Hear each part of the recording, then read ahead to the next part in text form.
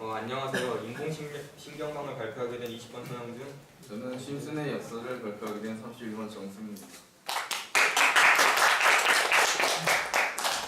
먼저 인공신경망에 대해서 설명하겠는데요. 들어가기 앞서서 최근에 알파고에 대해서 아신가요? 네. 알파고의 원리에 대해서 혹시 조금이라도 알고 있거나 이럴 것 같다는 예상을 하시는 분이 있을까요? 원리. 네. 배우고 큽니다. 네? 알파고는 싸우면서 큽니다. 그렇죠. 그 정보를 입력한 만큼 예. 그 결과가 산출된다고 생각합니다. 그렇습니다. 바로 그겁니다. 그래서 먼저 인공신경망에 대해서 설명을 해드리자면, 일단 사전에서는 생물학 신경망에서 영감을 받은 그 학습 알고리즘으로 정리되어 있는데, 저희 원어민 시간에 많이 하는 거 있죠. 뉴런 막 지지직 하는 거. 그렇게 해서 인간은 보통 그렇게 연결이 돼서 관련성을 지어서 결과를 산출할 수 있는 능력이 있지만, 기계는 꼭 1 더하기 1은 2라고 가르쳐줬다고 해서 1 더하기 3이 4라는 걸 잘 몰라요. 인간은 그거를 습득할 수 있는데 기계는 1 더하기 1은 2다, 1 더하기 2는 3이다 라는 것을 결과값을 꼭 줘야만 1 더하기 2를 넣었을 때 3이 나와요. 그래서 이 값을 일일이 그 조합을 시켜줘야 되는데, 지금 이 그림을 보고 조금이라도 이해가 가시는 분 혹시 있을까요? 네. 이걸 약간 함수로 생각해 보시면 되게 좋을 것 같아요. 네. 그래서 처음에 만약에 여기서 넣었다고 하면 어떤 상황이 주어졌을 때 일정한 결과값이 주어져야만 그것이 결과로 산출되어서 이 인공지능이 어떤 행동을 하는 거죠. 그래서 그 행동을 하려면 이 결과값들의 중간에 어떤 수를 매개값을 곱해줘야 돼요. 그리고 원하는 결과가 있는데 그 원하는 결과값의 수치와 약간 플러스 마이너스 그개 일정한 값 안에 들어가야만 결과가 산출되는 형식이기 때문에, 혹시 매개값이 잘못, 여기는 곱해지는 거거든요, 이 선은. 그리고 만약에 이 두 개가 이렇게 왔어요. 그러면 이 두 수를 더해주는 거예요.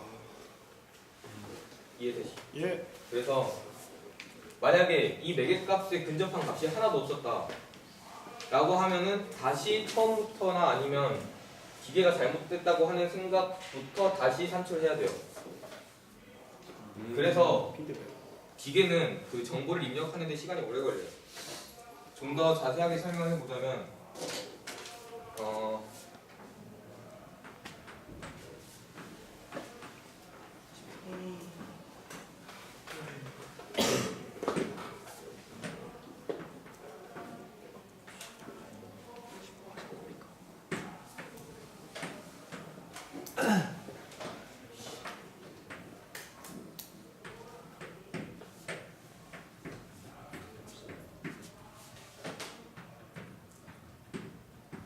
예를 들면 이 과정이 한 번 있다고 생각해 볼 거예요. 물론 인공지능은 이 범위는 일정한 값만 보여주는 거기 때문에 수많은 것을 해석을 할 수 있어요. 근데 일정한 부분만 보자면, 만약에 확률 변수가 나오는데, 여기서 확률 변수는 저희가 나중에 배울 건데 미리 한번 해봤습니다. 확률 변수라는 것은 최종적인 결과값에 최종적인 결과의 확률에 미치는 이 모든 매개값을 말해요. 그러니까 이 확률 변수를 변화시켜서 결과값의 근사값에 도달할 수 있도록 만들어주는 거죠. 이 수를 일정한 수로 곱해서. 조금 이따 뒤에 사진을 보면 좀 더 자세하게 이해할 수 있을 겁니다. 여기서 또 하나 알아야 될 게, 그림으로 보셔서 알겠지만 이 한 망에서 세로축에 있는 것은 모두 다 독립된 사건으로 서로 영향을 주지 않아요. 그래서 각각의 x에 대해서 이 모든 다른 경우의 수에 대해서 다른 경우가 나오는 거죠. 예. 그래서 지금 말로 하면 잘 설명이 안 되겠지만, 예를 들어 검정색이 마이너스 1, 하얀색이 플러스 1이라고 가정을 하고 회색은 0이라고 생각해 볼게요. 그러면 이렇게 되는데, 아마 이 사진 좀 오래 보셔야만 이해가 될 것 같아요. 여기가 플러스 이거하고, 예를 들면 이거하고 더하면, 좀 큰 걸려야겠죠. 이거하고 더하면, 이렇게 하면 여기 되죠. 그러면 이 사진하고 결합을 했을 때 여기 흰색이죠. 그래서 위가 흰색인데 여기가 검정색인 이유는 이 선이 잘 보면 검정색이죠. 여기서는 영어로 그냥 네거티브라고 그 반대로 해주는 건데 이 하얀색 부분을 검정색으로 칠해주는 거예요. 이 과정을 반복하면 결국 결과는 이렇게 나오는데 솔리드는 한색으로 돼 있다는 거고 버티컬은 그 세로축 그리고 다이아고널은 그 대각선이고 호라이저널은 이렇게 수평으로 돼 있는 건데 결국 이 사용자가 원하는 결과값은 이 값이었어요. 그래서 결국 어떤 많은 그 4개 변수가 주어졌을 때 이 사용자가 원하는 값만 나오도록 돼 있어요. 만약에 오류가 날 수도 있는데 그거는 다시 처음부터 다시 해야 돼요. 이 기계가 자체가. 그래서 우리가 생각할 때 뭐 음성 기원이나 이런 것이 쉬워 보이지만 이게 원리가 어렵다기보다는 시간이 오래 걸린다고 생각하시면 되겠습니다. 그 다음으로 영상을 보여드릴 건데요. 바로 맵플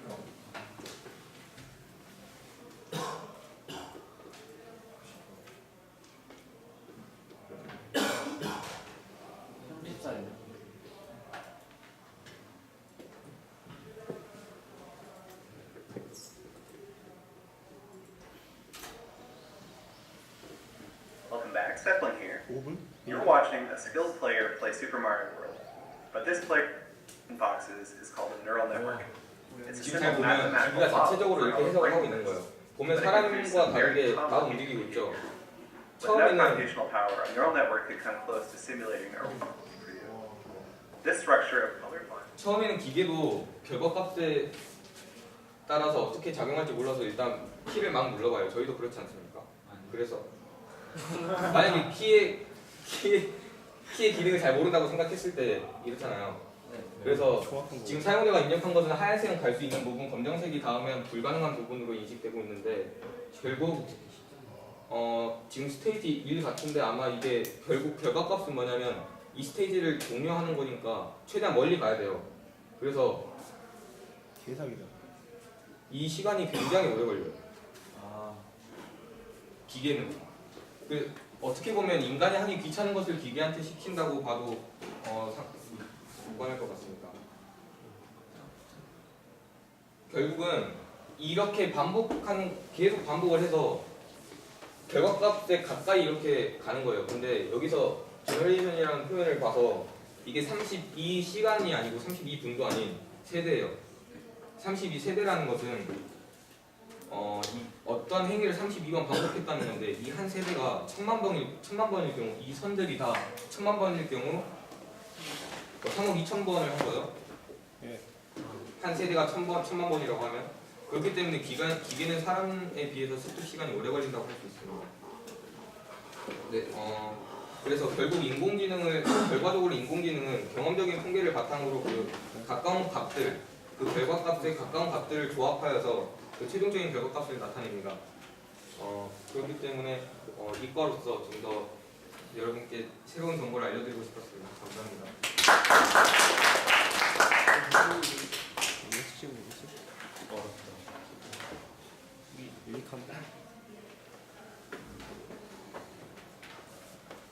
이제 심슨의 역사를 발표할 것인데요.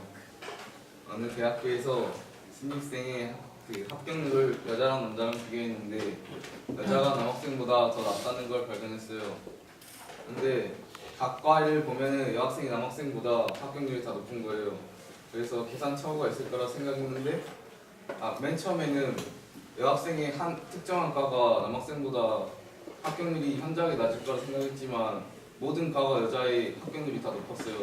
그래서 통계 과정에서 계산 착오가 있을 거라고 생각을 했지만 그게 아니라 그 착오가 아니라 역설인데요.